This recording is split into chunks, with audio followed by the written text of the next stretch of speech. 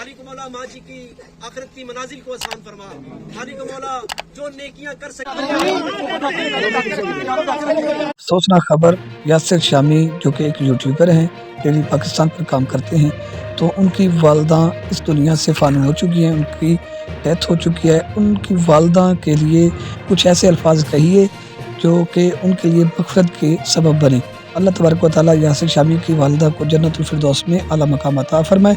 और आप सब लोगों से दुआ की अपील है कि आप भी उनके लिए, उनकी मग़फ़िरत के लिए दुआ करें। अल्लाह उनको जन्नतुल फिरदौस में आला मकाम अता फ़रमाए। पूरी वीडियो देखें और चैनल को सब्सक्राइब करें। अल्लाह हाफ़िज़।